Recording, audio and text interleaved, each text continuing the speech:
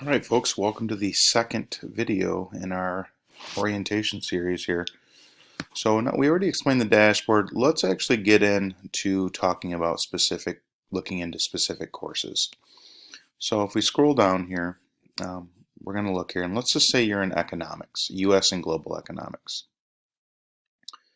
If you put your mouse in there again, you can see Mr. Hicks teaches that course. You can see the grade is 37.2. So if you, again, roll the mouse over that grade, again, your grade to date, you can see the grade to date is 37.2, but your quality of work is 74.4. So you have to ask yourself, there's a discrepancy there. Why? Okay. Again, you can see the progress bar is red, and your overdue assignments, again, is 3.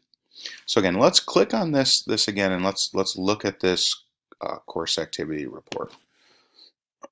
So if we do this, I'm going to kind of bring this up here a little bit just to kind of show you guys what this looks like. So again, if you do this, because my computer's, I want to scroll down here, and you'll see in Unit 1, you've got a due date. It started August 12th. You got the 14th, and everything's cascaded here, so it's going to be August 12th all the way to September 27th is when you plan on ending this course.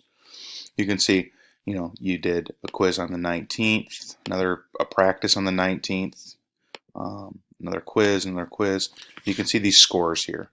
Now again, the reason you have overdue activities, again, is because you got the 16th, the 16th, and the 16th. You got 3 activities overdue, okay? And you're coming up to a test. So this kind of tells you what's going on here. Again, I showed earlier with the total points. Again, down here, there's 1,240 points. So again, every about 12 points is 1% of your grade. But you can see you've got a quiz and a journal left before you take a test. Okay, so let's actually go into that economics course and do some work. And again, to get back to your home pages, you can always just click Apex Learning. Okay, and if you want to get into the course, you would just click on the course right here. That's going to boot up your course. And let's look here. We'll take a quiz together and kind of go through some things and see how it's set up. Kind of a pretty neat look at the opening of a course. I'm going to tell you how many assignments are in each unit, how many you have completed. You can see I've got 4 of the 25 done in Unit 1.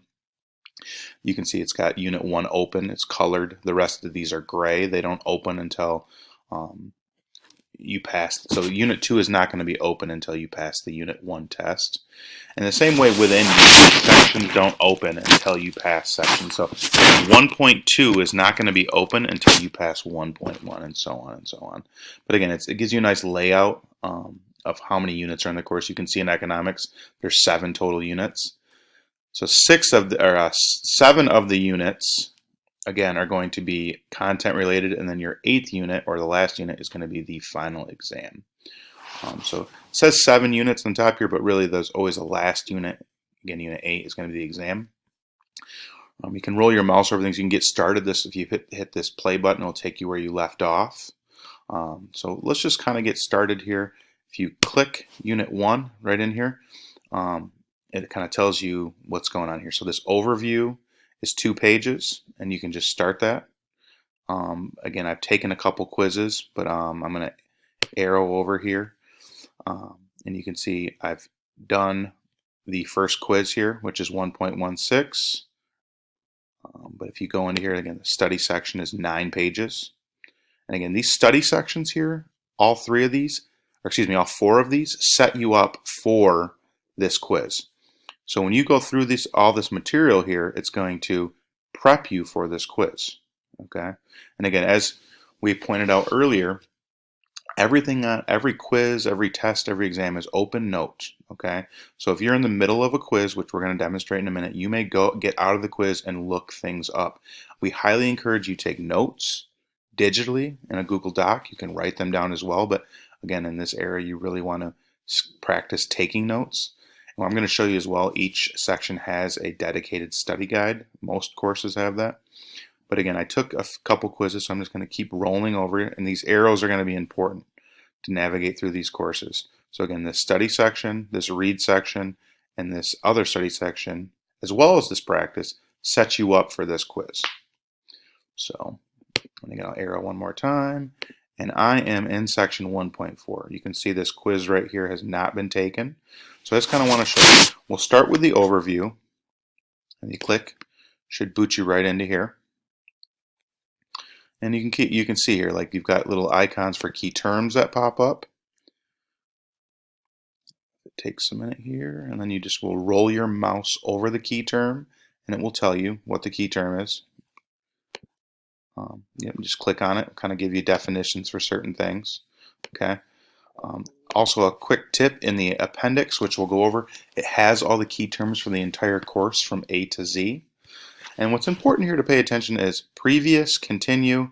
This is just one page. This overview is usually one page, and it kind of just goes over the material. What's neat about Apex now is it's got a audio support that'll actually play. Will actually read this all to you. You can change languages here if you'd like. If you so be it, it'll translate the text as well.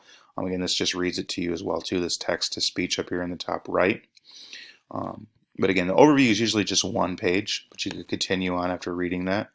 Then it's going to boot you into the study section. And again, what's neat here is you notice there's 12 pages. And again, this is going to be the meat and potatoes of the lesson. The study sections are that prepare you again for the eventual quiz. So if we jump into here, you will see again down here there's one of 12 pages. That's what a lot of people miss. Again, this is going to teach you the lesson.